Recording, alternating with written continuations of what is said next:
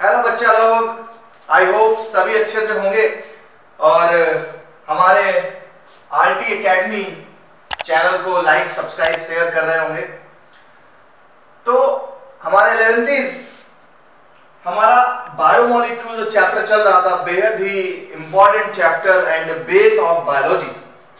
Base of biology इसलिए कहता हूं कि अगर ये केमिकल्स नहीं होते तो हमारे सेल का फॉर्मेशन नहीं हो सकता। ये मैंने शुरुआत के अपने लेक्चर नंबर 1 और लेक्चर नंबर 2 में बताया है। आज का जो हमारा लेक्चर है लेक्चर नंबर 3 है।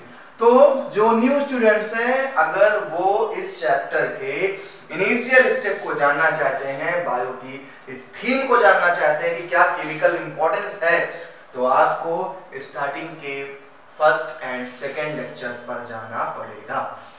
ओके, तो 11th हमारा जो चैप्टर चल रहा था बायोमोलिक्यूल्स चल रहा था। मैंने बायोमोलिक्यूल के पहले लेक्चर में आपको केमिकल एनालिसिस के बारे में बताया था, कैसे हम ऑर्गेनिक केमिकल्स को एनालाइज करते हैं, दो सेपरेट करते थे, याद होगा, ट्राइक्लोरोएसिटिक एसिड से, जहां पर हमें बायो माइक्रोमोलिक्यूल्स और मैक्रोमोलिक्यूल्स मिले।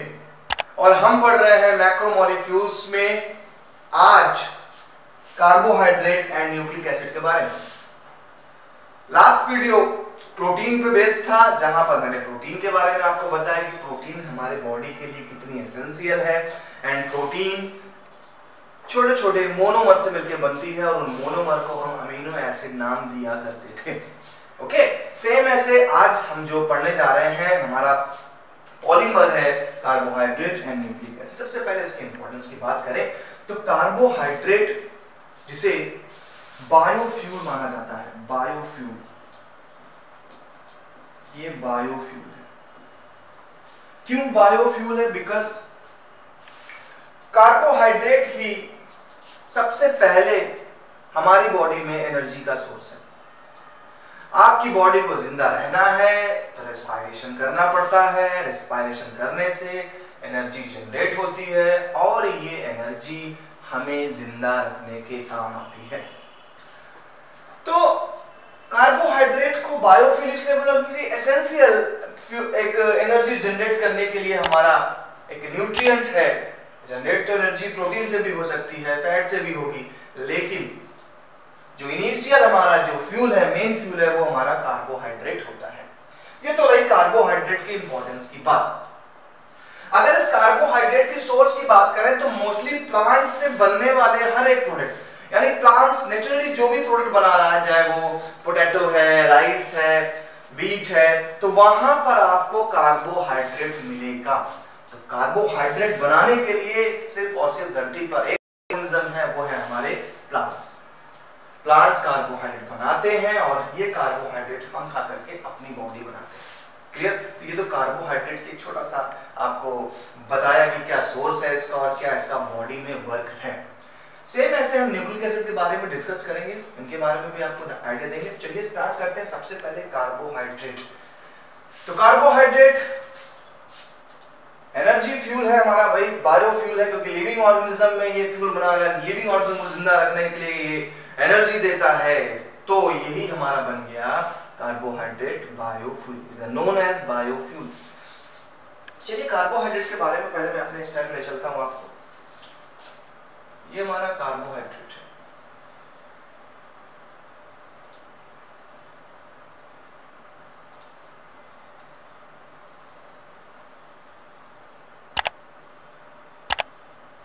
कार्बोहाइड्रेट एंड कार्बोहाइड्रेट में हम अगर इसको क्लासिफाई कर दें तो सबसे पहले हम कार्बोहाइड्रेट को 3 पार्ट में क्लासिफाई करेंगे। कार्बोहाइड्रेट कार्बन का, हाइड्रोजन का, ऑक्सीजन का एटम्स का मिक्सचर है, यानी carbon, hydrogen and oxygen.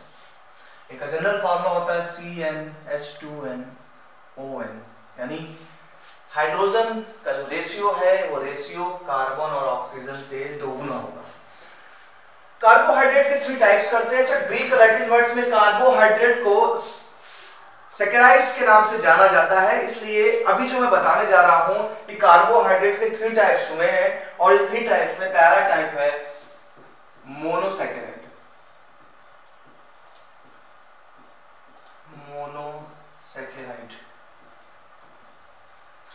second is disaccharide,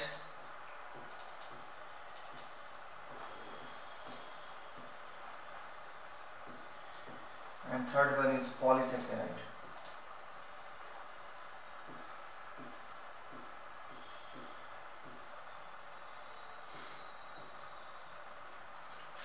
monosaccharide में हमारे सिंपल सुगर्स आते हैं, सिंपल सुगर्स।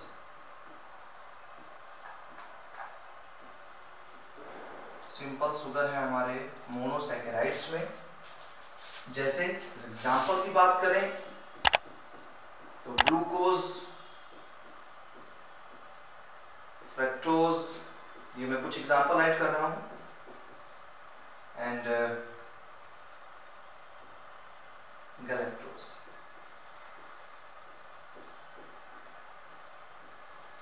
ये आपके सिंपल सुगर्स है, यानी कि ये सिंपल सुगर्स मिल करके हमारे डाइसैकेराइड या पॉलीसैकेराइड बनाएंगे। फिर से आपको बताता हूं, कार्बोहाइड्रेट को लैटिन वर्ड में सैकेराइड्स बोला जाता है, इसलिए यहाँ पर हमने इसे मोनोसैकेराइड, डाइसैकेराइड और पॉलीसैकेराइड नाम दिया। मोनो का मतलब देखिए, मोनो हमारा आपने पढ़ा, मोनो का मतलब सिंगल। तो जो सिंगल है, सिंगल मॉलिक्यूल है, वो हमारे मोनोसैकेराइड्स हैं। ये सिंपल सुगर्स होते हैं, वाटर में डिसॉल्व हो जाते हैं एंड स्वीट इन टेस्ट होंगे। इनको चखने पर आपको मिठास, हल्की सी मिठास महसूस होगी, अब ये नहीं कि चीनी जैसी, बट हल्की सी स्वीटनेस आपको फील होगी। अब देखिए, जब हमारे मोनोमर्स जुड़ते हैं, दो मोनोमर अगर जुड़ेंगे तो डाइसैकेराइड बन जाएगा, दो से ज्यादा जुड़ जाएंगे तो पॉलीसैकेराइड बन जाएगा। सिंगल था मोनोसैकेराइड है, मोर देन वन यानी टू हो गया तो डाई लग गया, टू के लिए देखिए यहाँ पे डाई लग गया है, एंड मोर देन टू है, हजारों की तादाद में है तो पॉली लग गया। चलिए डाइसैकेराइड की बात करें तो ग्लूकोज प्लस ग्लूकोज ये मिलके बनाते हैं maltose. Maltose, glucose plus fructose ये मिलके बनाते हैं सुक्रोज, एंड ग्लूकोज हर जगह मौजूद है ग्लूकोज, एंड गैलेक्टोज अगर मिलते हैं तो ये बनाते हैं हमारा लैक्टोज। ये तीन मैंने लिए, कॉमन है बहुत ये चीजें आपके लिए, इसलिए मैंने इसको बताया। ग्लूकोज और ग्लूकोज, देखिए दो ग्लूकोज के मॉलिक्यूल ऐड हुए, अगर दो ग्लूकोज के मॉलिक्यूल जुड़ रहे हैं तो ये बन गया माल्टोज। माल्टोज मॉल्ट शुगर होती है, यानी कि जितने भी आपको सीरियल्स देखेंगे, बाजरा है, जौ है, वहां पर जो शुगर पाई जा रही है, वहां पे जो कार्बोहाइड्रेट पाया जा रहा है, उस कार्बोहाइड्रेट का नाम माल्टोज है। इसी माल्टोज से ही बियर तैयार हुई। तो जो बियर होती है, बियर में जो स्वीटनेस होगी वो क्या होगा, वो आपका माल्टोज, वहां पे कार्बोहाइड्रेट है, इसलिए शायद वो एनर्जी ड्रिंक हो सकती हो। ग्लूकोज और फ्रक्टोज जुड़ करके सुक्रोज का फॉर्मेशन करते हैं, यानी जो टेबल शुगर हम यूज करते हैं, चीनी चाय में डाली जाती है, वो चीनी, वो हमारा जो है वो है क्या, हमारा sucrose. Okay, glucose plus galactose अगर आप लेते हैं, ये दोनों मिक्स होकर करके बनाते हैं लैक्टोज को। लैक्टोज मिल्क शुगर के नाम से जानी जाती है, यानी दूध में जो मिठास है, वहां पे जो कार्बोहाइड्रेट है वो लैक्टोज है। अब सवाल उठता है केवल कार्बोहाइड्रेट मिल्क में नहीं है, प्रोटीन भी है, मिनरल्स भी है, बहुत सारी चीजें, लेकिन ये तीन चीजें कॉमन याद रखिएगा। माल्टोज शुगर ग्लूकोज और ग्लूकोज के जुड़ने से बनती है, सुक्रोज ग्लूकोज प्लस फ्रक्टोज के जुड़ने से बनती है, लैक्टोज जो मिल्क शुगर है वो ग्लूकोज प्लस गैलेक्टोज के जुड़ने से बनती है। पॉलीसैकेराइड की बात करें तो हम पॉलीसैकेराइड में पढ़ेंगे काइटिन के बारे में, काइटिन हम पढ़ेंगे सेलुलोज के बारे में, हम पढ़ेंगे ग्लाइकोजन के बारे में, हम पढ़ेंगे स्टार्च के बारे में। ये सब के सब पॉलीसैकेराइड्स हैं। हजारों सैकड़ों मोनोसैकेराइड जुड़ करके पॉलीसैकेराइड्स का फॉर्मेशन करते हैं। जहां पर एग्जांपल के तौर पे देखें तो काइटिन है, सेलुलोज है, ग्लाइकोजन है एंड स्टार्च। ओके, तो ये आपके पॉलीसैकेराइड्स हो गए। तो ये एक मैंने आपको जनरल आइडिया दिया कार्बोहाइड्रेट के बारे में कि कार्बोहाइड्रेट क्या है। तो कार्बोहाइड्रेट के 3 टाइप्स हुए। पहली बात तो कार्बोहाइड्रेट जो बना है कार्बन से, हाइड्रोजन से और ऑक्सीजन का एटम से मिलकर बनते हैं, जिनका जनरल फॉर्मूला CnH2n और ON होता है। कार्बोहाइड्रेट के 3 पार्ट्स हैं, monosaccharide, disaccharide and poly. Mono में सिंपल सुगर्स, मोनो को सिंपल सुगर्स बोला जाता है, ग्लूकोज, फ्रक्टोज, गैलेक्टोज है। डाइसैकेराइड्स में ग्लूकोज ग्लूकोज जुड़ करके माल्टोज बना रहे हैं, ऐसे सुक्रोज एंड लैक्टोज का फॉर्मेशन होता है जो डेली हम लोग यूज करते हैं। पॉलीसैकेराइड्स में काइटिन है, सेलुलोज है, ग्लाइकोजन है एंड स्टार्च है। तो ये मेरे स्टाइल में एक जनरल आइडिया आपको मिल गया कि हाँ कार्बोहाइड्रेट है क्या। अब कुछ और डेप्थ में चलते हैं। तो डेप्थ में चलते हैं तो हमारी मुलाकात होती है, वही है these are the polymer of sugars। Sugars के पॉलीमर होंगे ही होंगे भाई। देखिए कैसे पॉलीमर बना, स्टार्च है हमारा, सेलुलोज है हमारा, ग्लाइकोजन है हमारा, इनुलिन है, सब बता रहा हूं क्या क्या चीजें हैं। तो स्टार्च क्या है, होमोपॉलीमर है ग्लूकोज का। होमोपॉलीमर का मतलब है सेम, यानी केवल ग्लूकोज ही जुड़ करके स्टार्च को बनाता है। देखिए अब स्टार्च क्या, पॉलीसैकेराइड है, तो ग्लूकोज के हजारों मॉलिक्यूल मिलकर के स्टार्च का फॉर्मेशन कर रहे हैं। ग्लूकोज के मिलने से सेलुलोज का फॉर्मेशन होता है, थोड़ा बहुत मॉलिक्यूलर स्ट्रक्चर चेंज होता है। जैसे स्टार्च थोड़ा सा आपका जो होता है, ये स्टार्च हेलिकल स्ट्रक्चर रखता है। देखिए डिफरेंस क्या है, दोनों ही बने हुए हैं, ग्लूकोज के पॉलीमर हैं, लेकिन देखिए यहां पर हेलिकल स्ट्रक्चर है, ये हेलिक्स बन रहा है, हेलिकल स्ट्रक्चर है। जबकि ये देखिए स्ट्रेट लाइन है, ये स्ट्रेट लाइन है, कोई हेलिकल स्ट्रक्चर नहीं है, स्ट्रेट लाइन। याद रखिएगा, इस हेलिकल पे भी क्वेश्चन एक बनाऊंगा आपको, ठीक है, पूछता हूं भी क्वेश्चन हेलिकल पे। तो हेलिकल हमारा स्टार्च है, स्ट्रेट होमोपॉलीमर ग्लूकोज का सेलुलोज हुआ।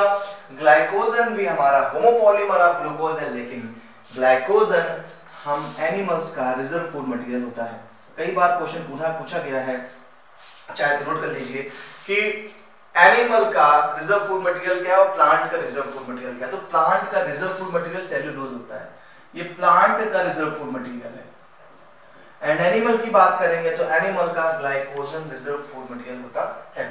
इनुलिन, इनुलिन एक तरीके से फ्रक्टोज का पॉलीमर है। पहले तो फ्रक्टोज बन रहा था ग्लूकोज प्लस गैलेक्टोज से, अब फ्रक्टोज के जुड़ने से इनुलिन बनेगा, और ये इनुलिन एक प्लांट्स के रूट में पाया जाता है, और इनुलिन ह्यूमन में डाइजेस्ट नहीं हो पाता।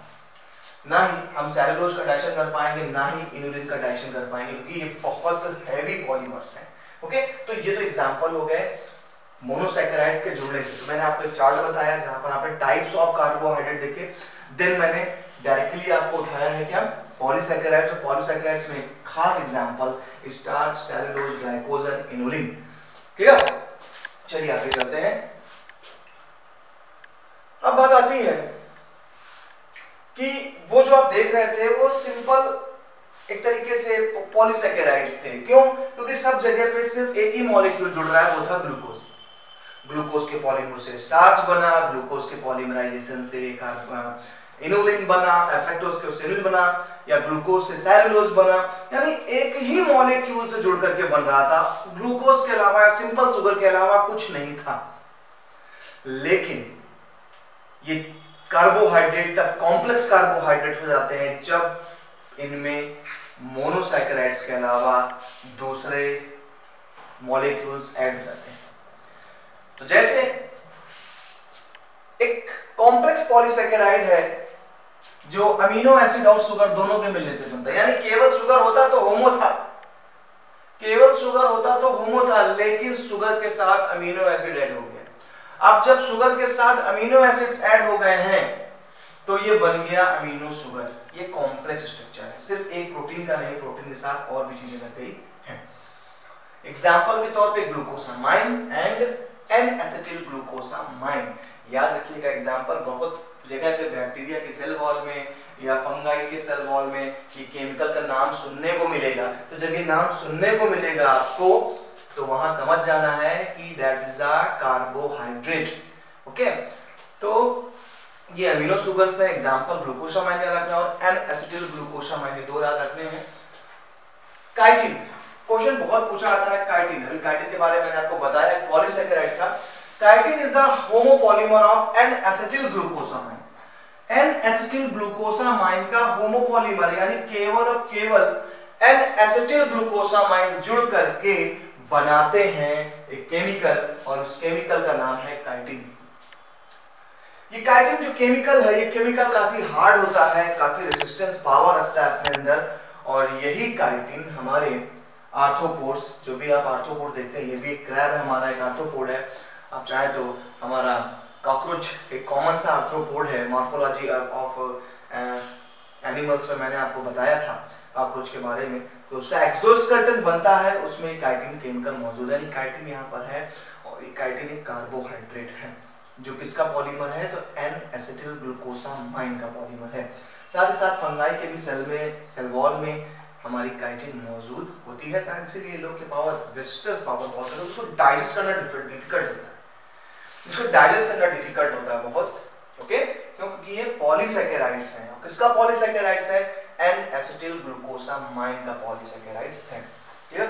अगर देखें तो ये एक फंजाई की सेल वॉल है, यहाँ पर देखिए ये रेड कलर से हमारा काइटिन पाया जा रहा है, ये रहा पार्ट, तो सेल वॉल में उसके काइटिन मौजूद है, ओके, जबकि प्लांट सेल में काइटिन नहीं होती है। हमारे जितने भी पॉलीसैकेराइड्स हैं या डाइसैकेराइड्स हैं, ये दो मॉलिक्यूल के जुड़ने से बनते हैं। अगर देखेंगे तो ये हमारा एक सब यूनिट है, यानी कि मोनोमर है, एक मोनोमर ये हमारे पास, एक मोनोमर ये है हमारे पास। इन दोनों के बीच आप देख रहे हैं OH ग्रुप आपको दिखाई पड़ रहा है, ओके। अगर इस OH ग्रुप जैसे पास आते हैं, कुछ एंजाइम की मदद से यहाँ से वाटर मॉलिक्यूल रिमूव हो जाता है। जैसे ही वाटर मॉलिक्यूल रिमूव हो जाता है, ये बॉन्ड बना लेते हैं, और उस बॉन्ड का नाम है ग्लाइकोसिडिक लिंकेज या ग्लाइकोसिडिक बॉन्ड। तो वाटर मॉलिक्यूल रिलीज होता है, देखिए दो मोनोमर्स एक दूसरे से क्या हो गए, जुड़ गए। अब जैसे दो मोनोमर एक दूसरे से जुड़ गए, हमारा क्या हो गया है, हमारा एक दो, दोनों के दोनों सुगर्स एक दूसरे से ऐड हो गए हैं, दोस्ती कर ली दोनों ने। ऐसे हजारों की तादाद में लगते चले जाएंगे तो पॉलीसैकेराइड बन जाएगा। केवल दो ग्लूकोज के मॉलिक्यूल जुड़ गए तो ये हमारा डाइसैकेराइड्स बन जाएगा, ठीक है।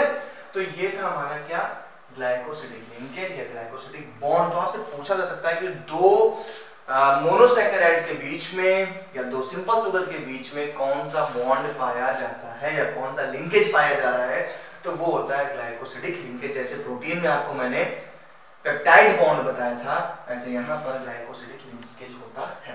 तो it is the bond formed when individual monosaccharides are linked between two carbon atoms by dehydration। Dehydration मतलब रिमूवल ऑफ वाटर, तो वहां पर हमारा बन गया ये बॉन्ड। अब जैसा कि मैंने बताया था कि देखिए ग्लाइकोजन हमारा, देखिए एक ब्रांच है, ग्लाइकोजन में देखिए ब्रांच निकले, और ये ग्लाइकोजन जिसे मैंने बोला था क्या है, ये भी एक पॉलीसैकेराइड है, लेकिन ये हम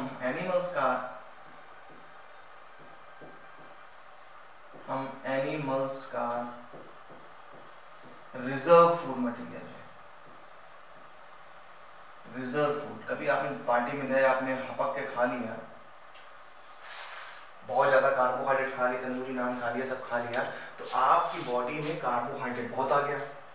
अब जब कार्बोहाइड्रेट आ गया तो हमारा लीवर क्या करता है, इस कार्बोहाइड्रेट को बचा के रखता है, क्योंकि इस आपको पता है क्या है, बायोफ्यूल है, इस कार्बोहाइड्रेट को बचा के रखता है। लेकिन बचाए कैसे, तो उसको कन्वर्ट कर लेता है ग्लाइकोजन में, उसको ये ग्लाइकोजन में कन्वर्ट कर लेता है, और ग्लाइकोजन में कन्वर्ट करके लीवर में रिजर्व कर देता है, पड़ा रहेगा। नेक्स्ट डे अगर आपने नाश्ता नहीं किया या आप भूखे रहे तो मर तो जाते नहीं है, जिंदा रहते हैं। तो जिंदा कहां से रह रहे हैं, क्योंकि उस ग्लाइकोजन से अगेन हमारे सिंपल शुगर्स का फॉर्मेशन या ग्लूकोज का फॉर्मेशन किया जाएगा, एनर्जी बनती रहती है। इसीलिए हम कुछ दिन खाना खाएं तो जिंदा बचे रहते हैं, क्योंकि ग्लाइकोजन हमारे लीवर में स्टोर हो जाता है, और जब कम पड़ता है ग्लूकोज हमारी बॉडी में, तो लीवर उस ग्लाइकोजन को फिर से ग्लूकोज में कन्वर्ट करेगा, और कन्वर्ट करके हमें एनर्जी मिलती रहेगी। सेकेंड थिंग, हमने आपको स्टार्टिंग में बताया था कि जो स्टार्च होता है ये हेलिकल स्ट्रक्चर रखता है, ये देखिए हेलिकल स्ट्रक्चर, जबकि सेलुलोज स्ट्रेट स्ट्रक्चर रखता है। तो जब हेलिकल स्ट्रक्चर होता है तो इसमें अगर एक केमिकल हम डालें, और वो केमिकल हमारा क्या है, वो केमिकल हमारा है आयोडीन। आयोडीन सोल्यूशन एक स्कूल में आपने देखा होगा, अपने येलोइश कलर का हमारा एक सोल्यूशन होता है जिसका कलर येलोइश है, ट्रांसपेरेंट येलोइश होता है, अगर आप इसे वाटर में मिक्स करेंगे तो ये येलोइश स्ट्रक्चर आपको दिखाई पड़ेगा। लेकिन अगर हम स्टार्च को लें, स्टार्च कैसे लें? अरे घर में चावल बनता है, उस राइस को जब पकाया जाता है उसके पहले उसको वॉश किया जाता है, वॉश करने के बाद जो लिक्विड निकल रहा है वो स्टार्च है। पोटैटो ले लें, पोटैटो को थोड़ा सा ग्राइंड कर लें और हल्का सा उसका जूस निकाल लें, तो वो जो आ जाएगा उसमें भी क्या होगा? स्टार्च होगा। तो फूड डिपार्टमेंट अगर स्टार्च को पता करना होता है कि इस चीज में स्टार्च है या नहीं, आप मार्केट में कोई चीज बेच रहे हो, आप चिल्ला चिल्ला कह रहे हो इसमें स्टार्च है, लेकिन आपने मिलावट करके रखी हुई है, तो हम क्या करेंगे पता लगाने के लिए इसमें स्टार्च है या नहीं? हम क्या करेंगे, हम वो सैंपल लेंगे और उस सैंपल में आयोडीन मिक्स करेंगे। इसे आयोडीन सॉल्यूशन के नाम से जाना जाता है। आयोडीन मिक्स करेंगे, जैसे ही हम आयोडीन मिक्स करेंगे अगर उसका कलर ब्लैक ब्लू हो जाता है, ब्लैक ब्लू अगर उसका कलर हो रहा है डार्क ब्लैक ब्लू, तो हम ये समझ जाते हैं कि वो हमारा एक क्या है? स्टार्च रखता है।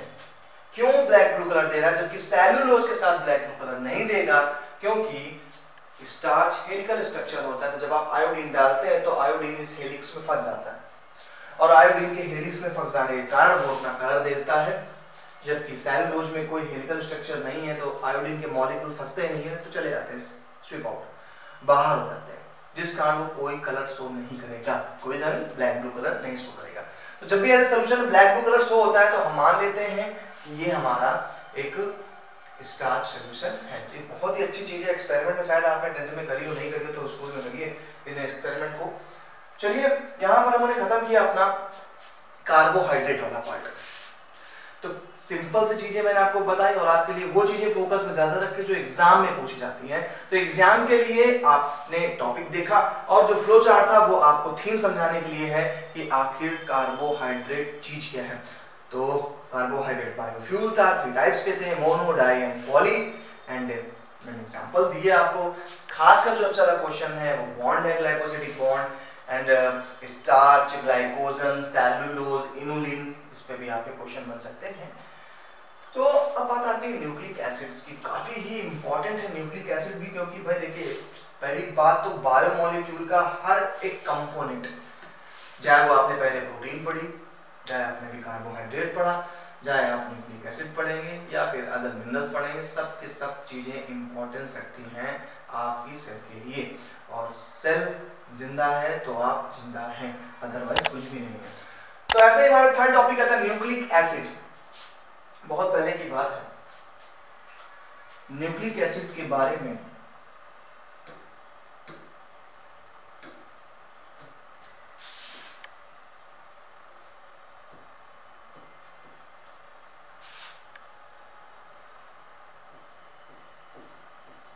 न्यूक्लिक एसिड, चलिए पहले अपने स्टाइल में, देन हम लोग अपने टॉपिक पे हैं।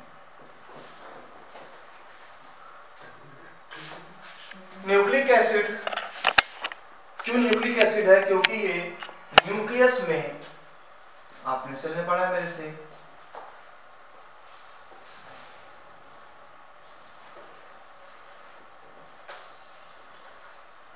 न्यूक्लियस में पाया जाने वाला एक केमिकल कंपोनेंट है। न्यूक्लियस में पाया जाने वाला एक केमिकल कंपोनेंट है।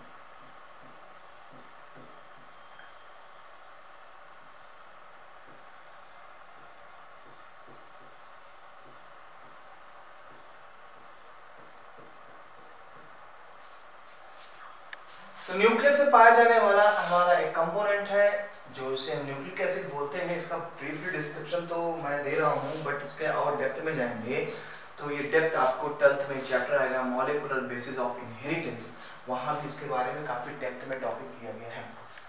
न्यूक्लिक एसिड की डिस्कवरी फ्रेडरिक माइकर नाम के एक साइंटिस्ट ने करी थी। Friedrich Miescher, yes absolutely right, Friedrich Miescher, जिन्होंने न्यूक्लियस में सबसे पहले केमिकल को ऑब्जर्व किया, बट उन्होंने नाम नहीं दिया उसको। फ्रेडरिक माइकर ने इस केमिकल को पहले जब नाम दिया था तो उसका नाम था न्यूक्लिन।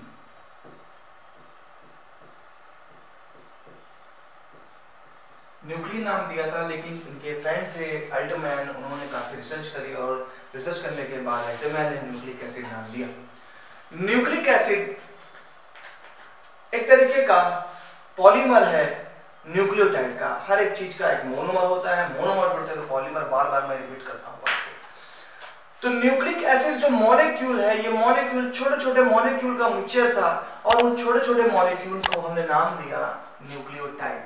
यानी जो हमारा केमिकल स्ट्रक्चर था वो है क्या, बेसिक वो एक तरीके का मॉलिक्यूल से जुड़ा हुआ स्ट्रक्चर था।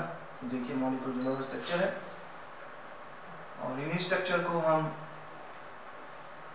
आगे जाके डीएनए आरएनए की तरह भी पढ़ेंगे। तो ये जो सिंपल मोनोमर्स हैं, ये मोनोमर्स को हमने नाम दिया न्यूक्लियोटाइड। यानी न्यूक्लियन जो बना हुआ है ये बना है न्यूक्लियोटाइड से। ये बना है न्यूक्लियोटाइड से। एक न्यूक्लियोटाइड सिंगल है, कई सारे न्यूक्लियोटाइड जुड़ जाते हैं तो इसे पॉलीन्यूक्लियोटाइड चेन भी कहा जाता है क्योंकि बहुत सारे न्यूक्लियोटाइड आते हैं। ओके, तो न्यूक्लियन न्यूक्लियोटाइड से मिलकर बनता है, न्यूक्लियोटाइड इज अ मोनोमर। पहली बात आप ये समझ जाइए कि न्यूक्लिक एसिड है कहाँ। तो न्यूक्लिक एसिड न्यूक्लियस के अंदर होता है। साइंटिस्ट का नाम मत याद हो तो मत याद करें, अभी 12th में मिलेगा आपको। मोनोमर से मिलकर बना होता है और इस मोनोमर का नाम है न्यूक्लियोटाइड। कई सारे न्यूक्लियोटाइड जुड़ेंगे, तैयार होगा हमारा पॉलीन्यूक्लियोटाइड। हर एक मोनोमर जब किसी दूसरे मोनोमर से जुड़ता है, यानी एक न्यूक्लियोटाइड दूसरे से नहीं जुड़ेगा तो सिंपल सी बात है, बीच में कोई ना कोई लिंकेज पाया जाएगा। ये आप बैक साइड से पढ़ते चले आ रहे हैं, प्रोटीन का लिंकेज, कार्बोहाइड्रेट का लिंकेज, यहाँ भी आपको लिंकेज मिलेगा। यहाँ पर जो लिंकेज बनता है बेटा, वो लिंकेज एस्टर बॉन्ड बनता है, उसे बोलते हैं एस्टर बॉन्ड। इसके लिंकेज को एस्टर बॉन्ड,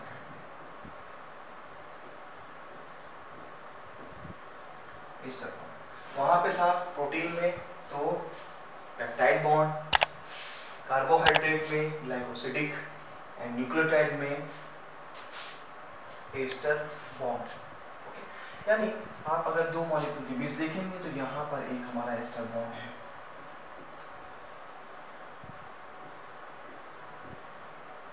यहाँ पे हमारा एक एस्टर बॉन्ड है। ठीक है, अब न्यूक्लियोटाइड जब जुड़े, एस्टर बॉन्ड पे जुड़े, तो न्यूक्लियोटाइड पे एक चीज पाई जाएगी। यानी न्यूक्लियोटाइड को जरा मैं बता दूं आपको, आप एक न्यूक्लियोटाइड भी 3 चीजों से जुड़ के बना, बड़ा कॉम्प्लेक्स स्ट्रक्चर है भाई। एक न्यूक्लियोटाइड भी 3 चीजों से मिलकर बना हुआ है। एक को नाम देंगे हम पेंटोज शुगर, यहाँ भी देखिए शुगर पाई जा रही है, शुगर की इंपॉर्टेंस यहाँ पर भी निकलती है।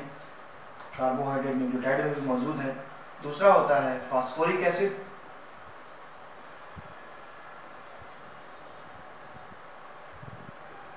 Phosphoric acid, and last one is nitrogenous base।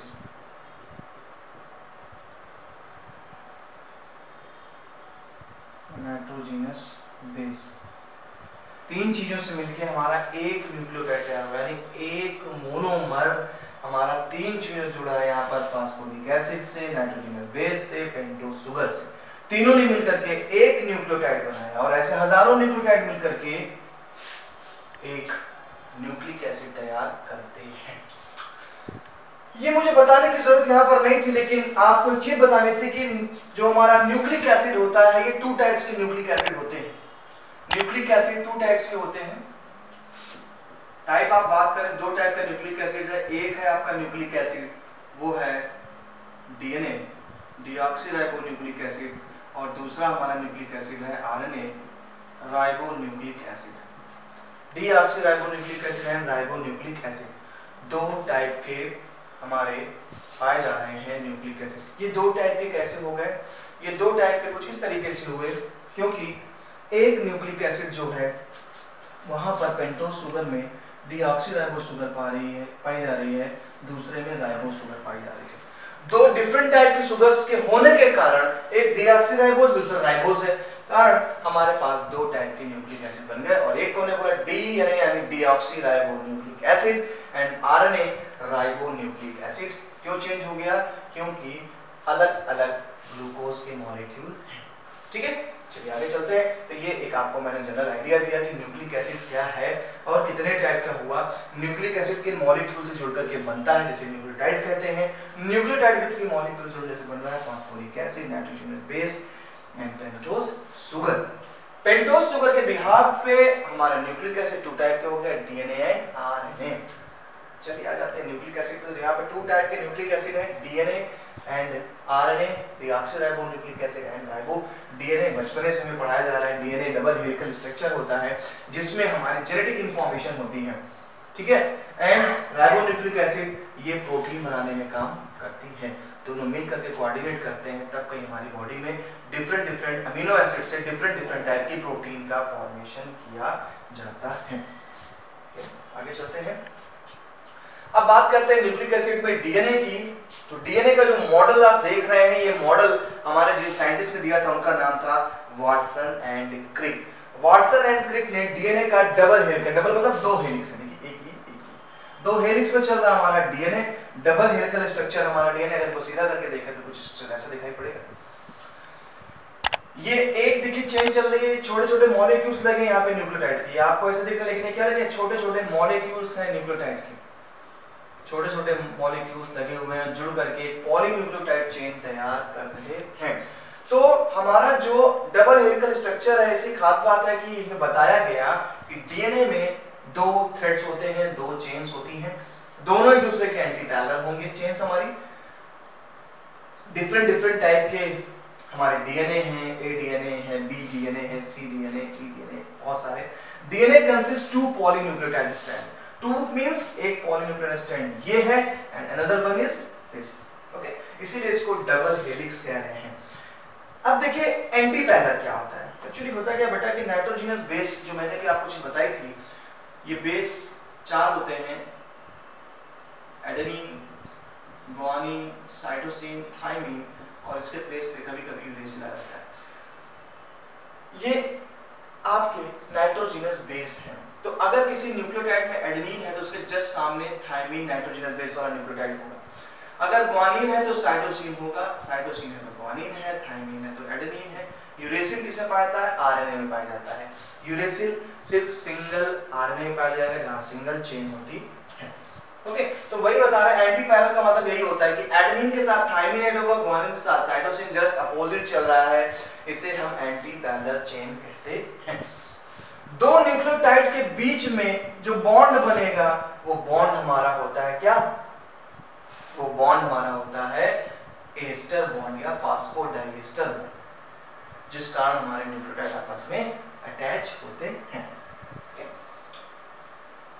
यहाँ पर मैंने दिखाने की कोशिश करी है कि in DNA a nucleotide consist of nitrogenous base, deoxyribose sugar and phosphoric acid. DNA की बात कर रहा है तो डीएनए में आपको बताया था मैंने डीऑक्सीराइबोस शुगर होगा, इसलिए ये डीएनए है। अगर सिंगल होता यानी डीऑक्सीराइबोस नहीं होता, सिर्फ राइबोस शुगर होता, तो आप कहते कि सर ये आरएनए है।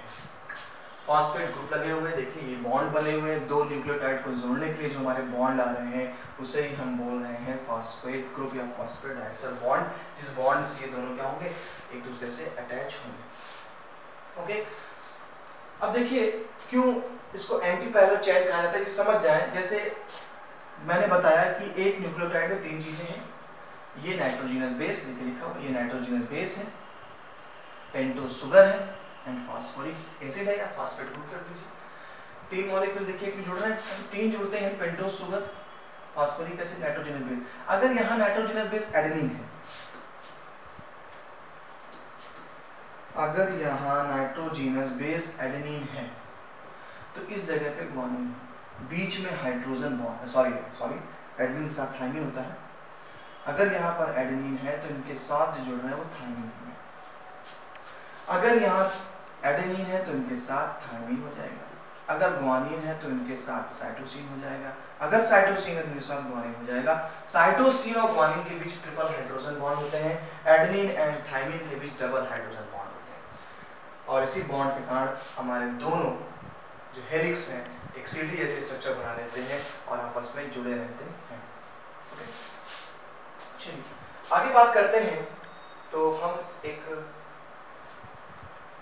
बैकबोन की बात करेंगे। बैकबोन क्या है? यही जो स्टैंड आप देखते हैं फॉस्फेट ग्रुप के साथ जो एक स्ट्रिप जैसी लग रही है आपको, ये हमारा बैकबोन बोला जाता है डीएनए का, क्योंकि यहाँ पर शुगर और फॉस्फेट पाए जा रहे हैं। Steps of form of nitrogenous base, ये जो स्टेप बनी हुई सीढ़ी की जैसे, उससे नाइट्रोजनस बेस से बनता है। Nitrogenous bases include adenine, guanine, thymine and cytosine. Uracil absent होता है इन डीएनए, और अगर आरएनए होगा जहां पर सिंगल चेन होगी तो वहां पे थाइमिन एब्सेंट हो जाएगा और उसके प्लेस पे यूरेसिल आ जाएगा। तो ये हमारा न्यूक्लिक एसिड का पार्ट था, और वो पार्ट था हमारा डीएनए, जहां पर स्टार्टिंग से लेकर के आपने सबसे पहले जाना कि न्यूक्लिक एसिड क्या चीज होती है, कहां पाई जा रही है, ये न्यूक्लिक एसिड आखिर बना किससे है। तो बना हमारे किससे है? ये बना है हमारे न्यूक्लियोटाइड से। मैंने आपको बताया न्यूक्लियोटाइड किससे बने, जो 3 मॉलिक्यूल थे, nitrogenous base, pentose sugar and phosphoric acid. क्यों टाइप्स हो गए न्यूक्लिक एसिड के? तो on the basis of presence of pentose sugar, अगर राइबोज शुगर है तो आरएनए है, डीऑक्सीराइबोज शुगर तो डीएनए है। आपने एंटीपैरल चेन के बारे में जाना कि एडेनिन के साथ थाइमिन ऐड होता है डबल हाइड्रोजन बॉन्ड से, ग्वानिन के साथ साइटोसिन ऐड होता है ट्रिपल हाइड्रोजन बॉन्ड से। ठीक है, इस तरीके से हमारे न्यूक्लिक एसिड का स्ट्रक्चर खत्म होता है। और न्यूक्लिक एसिड में हमारे लिए जो अभी है वो है हमारा डीएनए, जो हमने डीएनए के बारे में जाना। यही डीएनए हमारे बॉडी में जेनेटिक कैरेक्टर बनाता है। हमारी बॉडी का जो भी कैरेक्टर तैयार होगा, वो चाहे फेयरनेस हो, टॉलनेस हो, डॉर्फनेस हो, वो हर एक कैरेक्टर हमारा डीएनए बनाता है। और ये डीएनए एक तरीके का पॉलीमर है, इसका न्यूक्लियोटाइड का। तो आज के इस लेक्चर में हमने कार्बोहाइड्रेट एंड न्यूक्लिक एसिड के बारे में जाना। नेक्स्ट हमारा जो लेक्चर आएगा वो लेक्चर बेस होगा हमारे लिपिड्स पे। तो आई होप आप सभी अच्छे से वीडियो को पढ़ेंगे, नोट्स बनाएंगे और चैनल को लाइक सब्सक्राइब जरूर करेंगे। चलिए मुलाकात करते हैं नेक्स्ट सेशन में, तब तक के लिए अपना ध्यान रखें। Bye bye.